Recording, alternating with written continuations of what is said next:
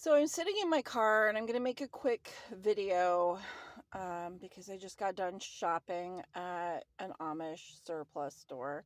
Actually, they sell more than just surplus, but they have a large surplus section. So, anyway, I want to discuss how I was on food stamps for a long time when my kids were growing up because I divorced when my girls were young and I had a whoopsie, which, I'm grateful for that whoopsie. So I ended up with five kids, a single mom of five. And the only way that I could work was to work minimum wage, something flexible, so that I could make appointments and such with my kids. Um, and that meant getting food stamps. And so, with the threat of food insecurity right now, the threat of people not getting their food stamps on time, I would just like to discuss some of the things that I've done.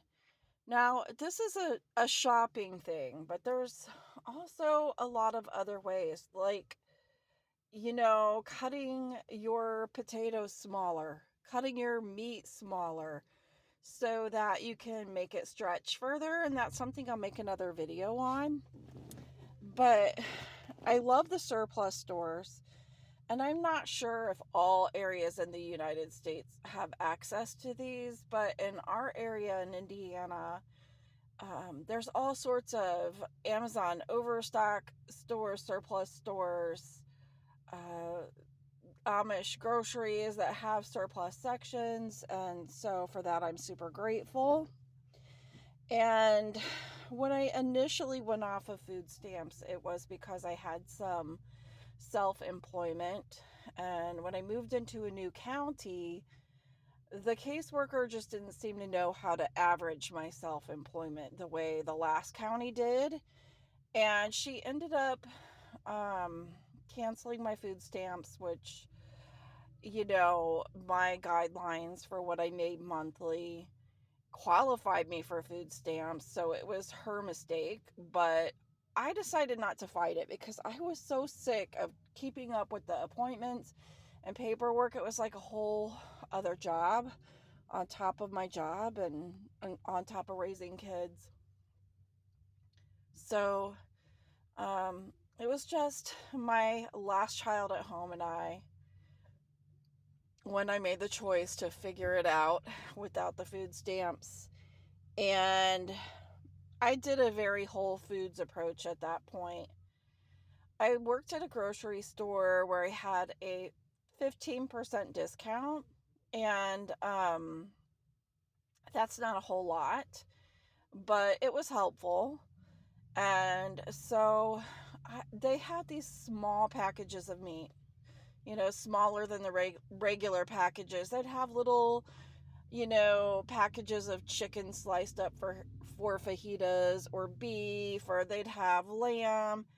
And I would buy several of those because they were super cheap. They were always under $2.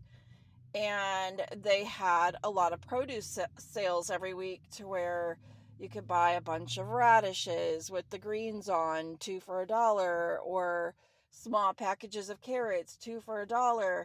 And I would just spend between 25 and $30 every week on my groceries when I started doing this. And I learned various ways to make every combination possible with what I had, and it worked.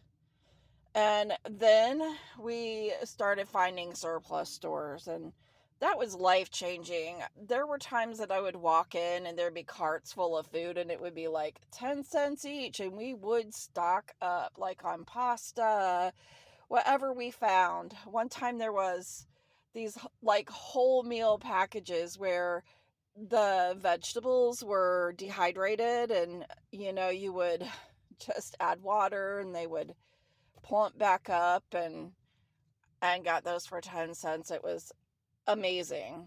So Here at the Amish store today, I spent under $23 and I got all this stuff. I got 2 packages of chicken breast, and chicken breast are not my favorite. I prefer thighs. They're juicier and not as dry. But these packages for $3.31, if you can see this, I'm going to make 2 meals out of each package. So that's, roughly 4 meals out of the way for the week. And then I got some tortilla chips. Those were 99 cents. And pepperoncini, that was 99 cents. I do have some ground beef at home and some sour cream at home. So we are just going to do a dip with these chips and make that a meal. And then, you can't really see this. It was like $1.29, I think. It's a huge can of fire roasted peppers. There we go. I got 2 snacks, 2 for $1. And if you have seen the price of candy bars lately, that's a real bargain. Even though it's not something that I need, it's not something that's good for you. I was craving something and I gave in to my craving. So there you go. Roast beef, 2 for $3. This is going to be a couple sandwiches. Here's some hazelnut butter, 2 for $1. Also more sandwiches. Jelly, 2 for $1. I got these rice packets or containers, 3 for $1. And then these were in the freezer section. Cilantro, lime rice. These were 2 for $1, and I ended up getting 4 of them. I got some vinegar because I needed it. And this pancake, squeezable pancake mix for 69 cents. And this is really going to make the other $20 that I spent for the week at a different store go super far. You cannot beat $40 between what I got at the other store, which was basically shredded cheese and rice, like just plain brown rice. And I got some chorizo, a few other things. I can't remember what all I got, but I do know that I spent $40 for the week. And honestly, a lot of families could survive on what I've got right here, plus a loaf of bread, for the week. So this is how I got off of food stamps. It really is a matter of shopping differently than what you're used to, cooking differently from what you're used to, and I'm going to make a video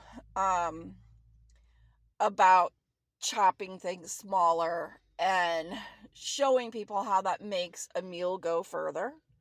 Because if you got a little bit of those flavors in every bite full, it's going to take your food a lot further. And I'm probably going to make a couple other videos because I have a few different other ways. Like, we have a food bank in our area, and I know not everyone has this, but they should, and hopefully making this video will help with that. We have a food bank that has a produce stand that you have to pay for the stuff, and it goes to the proceeds go to the food bank for their food giveaways, but the produce is ridiculously cheap. Like tomatoes, 3 for $1, or peppers, you can't even touch that price at a grocery store.